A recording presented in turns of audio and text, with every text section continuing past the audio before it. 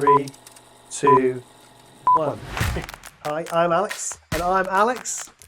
And we'd like to take a small lump of your time to talk about money. Money, money, could be funny in a rich man's world. Nice. Have you ever been like super rich? No. No. Have you? Is this a trick question? Here's a good question. Which do you think would be harder, being really rich and giving loads of it away, or being really poor and suddenly having everything you need? I don't think that's a competition there, is it? Having loads of stuff and then having to give it away would be much harder. Yeah. Did you know?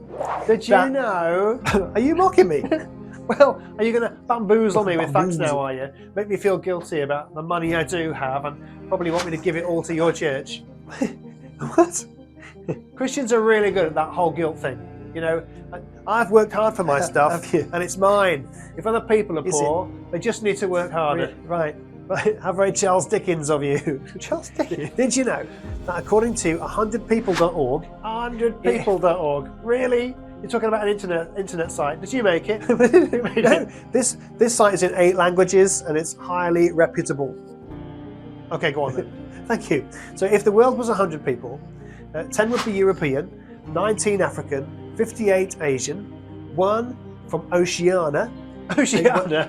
That's not a place. No, it is. Oceania? Sounds like a cruise ship. Or maybe a 2010 rave star. No. Oceania is down under. New Zealand, Australia, the Solomon Islands, Fiji, Papua New Guinea. Okay, sorry I asked. Okay, so all those... That's just one person. One person. Not many people live down there. Really. And 4 are from North America. Would say they're American. Only 4 from America? You get the feeling that America's like half the world, don't you? Yeah. And how many are Manx from the Isle of Man? Oh, Isle of Man's, we're very small, like your little toe, probably. Wow. We're really small. Anyway, so here's where things get interesting. Let me ask you some data questions. Oh, great, yeah, because geography and world economics is like a massive strength of mine.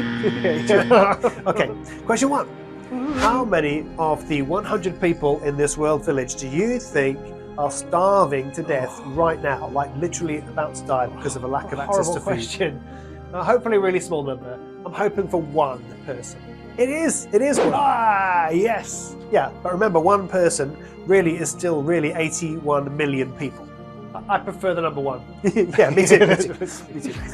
How many in this 100 people global village? Listen, you don't have to say a 100 people village every time. I understand it's the world in 100 people. I get that. Okay, how many are food insecure? Like they're worried about their food's feelings. Oh, you okay, Mr. Chicken? No. They don't know where their next meal's coming from, or they live somewhere where their food source is about to vanish, or maybe they'll have like a whole week with no food and then their food will return. Living with food insecurity. I'm going to hope it's also small, so I'm going to go for maybe 7 people. Try 29 people. 29? Yeah. That's a lot. Yeah. It's like 2.3 billion people not knowing where their next meal is going to come from. That's not good. That's not good. How many do you think are overweight? You set me up for this one. Hopefully small too. So I feel like it may be something like 10. Yeah, close to 15. Oh, still not too bad. Not too bad. Okay, so you're happy with 29 people in this village not knowing where their next meal's coming from, and 15 of them being overweight. No, I'm not happy with it. I'm happy it's not worse. Okay. But it does get worse. Of all of these people put together, all of them have got a whopping $54 trillion between everybody. Okay? Guess what percentage of that $54 trillion the top 10 people have? Okay, man. So the top 10 people, top 10. What percentage of the world's wealth do they have? I think 30%. They own 30% of everything. It's a little bit higher. Was it close? No. The top 10 people in this village own 76% of everything. What? I know. Look at it, it's bonkers, isn't it? How much is that? It's too much. That's how much it is. Too much. At the other end of the scale. How many people do you think don't have good enough shelter every night? Like nowhere to live? Yeah, and if they do have a house, it's like the rain's coming in and there's no heating, no windows, maybe it floods. 5 people. Try 22. That's nearly a quarter. So, wait, you're saying that 10 people here own 3/4 of everything? Yeah. And 22 people haven't got anywhere to live. and 29 don't even know where their next meal is. And 8 of them don't even have access to clean water and get sick all the time. Okay, this is starting to get me angry. Good. It's supposed to get you angry. What about this? How many do you think live in extreme poverty? So they are trying to survive on less than £1.75 every day. Less than £1.75. Less than £1 for their food every day. That's like half a coffee in a coffee shop, or 1 bottle of fizzy drink. No. And it's not just their food, it's everything. It's their water, their heating, their food, their drink, their education, their transport, their communication, their housing, the whole lot for less than £1.75 a day. You can't do that, it's impossible. Well, how many? Oh man, I'm hoping it's like 3, 8. 8. So in this village, 10 people own 75% of everything, and 8 people, which is nearly the same, are surviving on less than £1.75 a day. They've got no house, they're probably undernourished, and they haven't got access to clean water. Yes.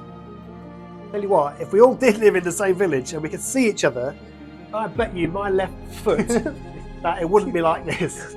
We'd take care of each other much more. Much more. Why? Why do you think that? Why? Well, we'd know each other, wouldn't we? Someone you know's in trouble, you take care of them. The rich guys would help out with the which other guys. Brings me to our Bible passage for today. Here's where you pile on the guilt. What? Hold on a minute. So, I get that you're kind of bracing yourself for this. It's going to make you feel uncomfortable, but let's remember that you've just talked to me about these world figures making you feel angry. Yeah, 8 people on less than £1.75 a day is not fair. When 10% own 3/4 of everything. Exactly. And 8 people isn't just 8 people, it's 648 million people around the world living on less than £1.75 a day. So you said if we all lived in one village with 100 people, it would be different because we could see each other all the time. But God does. He does see it all the time. The Bible says that even if people aren't religious, God hears the cry of their hearts. He hears them. He sees them. He sees the injustice. It must be like God stands at the village gates watching everyone go about their day and ignoring all these issues, and God gets more and more angry all the time. He doesn't stand at the gate. He comes to those people. Listen to this. You probably know the Beatitudes. Oh, the Beatitudes. Blessed are the poor, blessed are the meek. It's lovely. It's lovely, is it? Well, I did think it. I mean, that's how Matthew starts off Jesus' big teaching of the Sermon on the Mount, doesn't it? Yeah, but get a load of how Luke records it. So I feel like Luke, when you read through Luke's gospel, Luke is hugely on board with how God feels about injustice and inequality. And this is how Luke records the Beatitudes. It's different. God blesses you who are poor, for the kingdom of God is yours. God blesses you who hunger now, for you will be satisfied. God blesses you who weep now, for in due time you will laugh. Well, it's shorter, isn't it? It's not finished. It goes on. What sorrow awaits you who are rich now, for your only happiness is now. What sorrow awaits you who are fat and prosperous now, a time of awful hunger awaits you. What sorrow awaits you who laugh now, for your laughing will turn to mourning and sorrow.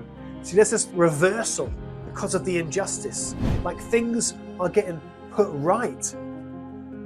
That's harsh, isn't it? It's harsh. Well, it's harsh until you remember that there's almost a quarter of the world without good housing, almost a third of the world who don't know where their next meal is going to come from. 8% of the world lives on basically nothing.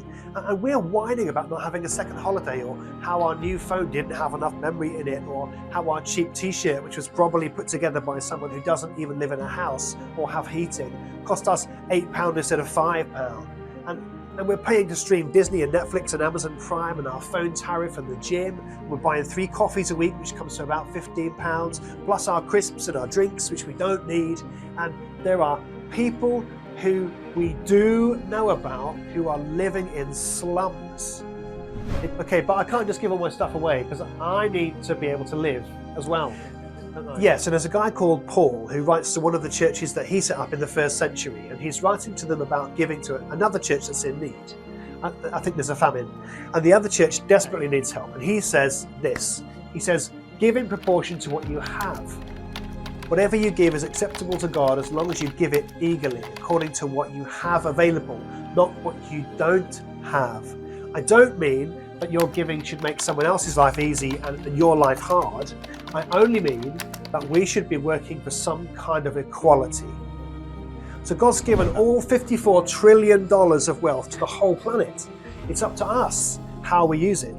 The whole thing of, I've worked for this and it's mine, it's not a godly way to see what we have. How about we rethink it all and we say everything I have is God's resources for the whole of God's planet and God's people. So I keep what I need to make my life work, including savings. Yeah, including savings. Let's get the balance right so we don't make our own life miserable. But at the same time, if your biggest worry is where your next holiday is going to be or the color of your t-shirt, you've got a pile of clothes you never really wear and you're still going out buying more and you can afford to upgrade your phone every year, you probably can afford to give more.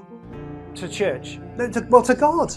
I mean, look at these statistics. This is real people right now, and we're aware of them. We know where they are. We know how to help them.